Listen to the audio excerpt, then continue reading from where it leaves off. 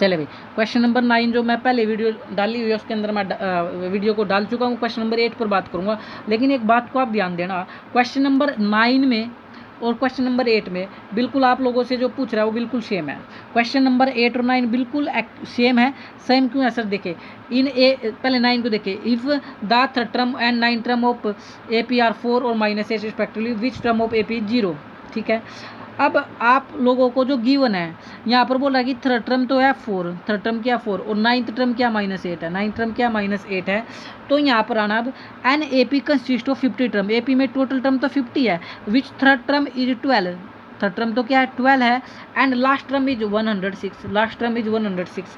जब ऐसा बोल लेना तो आपको ऐसा ही समझना चाहिए कि जो थर्ड टर्म है यहाँ क्या बोली हुई है 4 है, थर्ड टर्म क्या है 4 है, और 9 टर्म क्या -8 है। यानी ये दो चीज़ें आपको जरूर देगा। जैसे यहाँ बोलते हैं थर्ड टर्म तो 12 है, लेकिन ये बताया क्या, ये 106 किसकी टर्म है, 106 की कौन सी टर्म पर आता है। जैसे कि ये 12 है, ये 12 जो टर्म है ये तो थर्ड टर्म है, 12 कौन सी टर्म है सर, थर्ड टर्म है, तो 106 बताओ कौन सी टर्म है, ये बताना यहाँ पर जरूरी है। अगर आप इस चीज़ को समझ पाए ना तो आप क्वेश्चन कर सकते हैं, जो मैं समझाने की कोशिश कर रहा हूँ। बिल्कुल रट्टा नहीं मारेंगे, फिर तो दिक्कत हो जाएगी भाई, 2 दिन बाद ही आप क्वेश्चन भूल जाएंगे अगर ये क्वेश्चन एग्जाम में आएगा तो मैं बता रहा हूँ, जैसे यहाँ पर बोला कि थर्ड टर्म क्या है 4 है, 9 टर्म क्या -8 है, यहाँ पर भी थर्ड टर्म तो पता लगी 12 है, तो ये 106 कौन सी टर्म है, ये बताया हुआ पहले ही, देखो ये बताओ 15 टर्म, क्योंकि टोटल टर्म कितनी है 50 है, और ये लास्ट टर्म ही है, तो टोटल टर्म जब 50 है तो मैं बोल सकता हूँ 50 टर्म इज 106। तो यहाँ पर इस चीज़ को आपको विशेष फोकस करना है, ये इनडायरेक्ट रूप से बोला हुआ है, समझ लेना कि A50 बराबर 106 है, A50 बराबर क्या 106 है, और आपको थर्ड टर्म तो दिख रही है, थर्ड टर्म यानी A3 is equal to 12। Third term का मतलब होता है A3 और 50 टर्म का मतलब होता है A50। वैल्यू गिवन है, थर्ड टर्म है 12 और A50 गिवन है 106, और लास्ट में पूछा गया फाइंड द 29th टर्म, तो 29 टर्म पूछ रहा है तो A29 आपको निकालना है, सिंपल। अब आप डायरेक्ट क्वेश्चन को कर सकते हैं, यानी सर A50 की वैल्यू 106 है, A50 की वैल्यू 106 है, और A3 की वैल्यू 12 है, A3 की वैल्यू सर 12 है। तो बस फार्मूला लगा दो, A50 का फार्मूला होता है A + 49D बराबर 106, और A3 का फार्मूला होता है A + 2D बराबर में 12। ये क्वेश्चन फर्स्ट हो जाएगी, ये क्वेश्चन आप सेकंड मान सकते हो।